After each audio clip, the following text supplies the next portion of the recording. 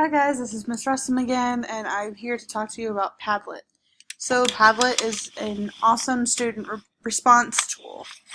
It's another way to integrate technology into your classroom in a way that lets students be open and creative, but in a safe space.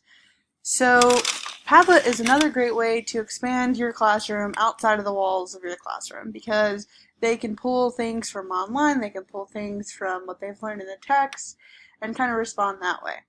So when we get to Padlet, you're going to sign in with your Google account, or at least that's the way that I did it. I think you can create a separate account, but I find that it's easiest to just use Google because it can keep everything on one email. So if I want to make a Padlet, go in to make a Padlet. And it gives you a whole bunch of different ways to do this. So one of the fun ways that I thought you can that I've seen used is the wall. So you can pick content in a brick layout.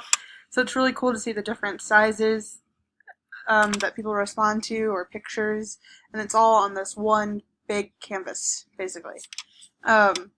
Streamline is more like a website almost that you can just scroll through. And then this one's really cool to look at too, the back channel, because it looks like you're texting. Here's some cool examples of what a full Padlet looks like.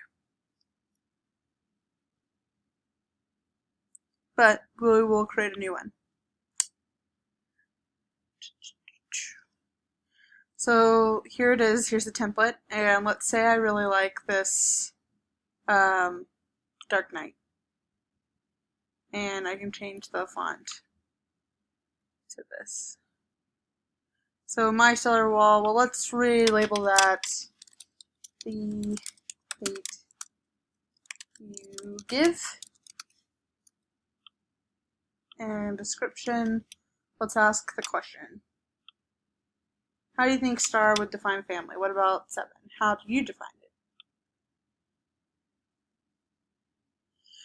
So as you can see, you can change the privacy. It can be private, password protected, secret, or public. I'll make mine public. Those with access can write.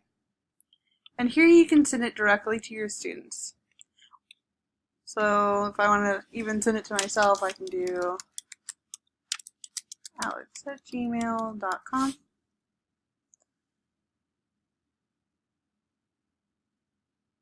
So one thing that I like to do is acquire admin or moderator approval before posts are published, just in case, if you find that you feel like you need to do this, it's a great tool to have.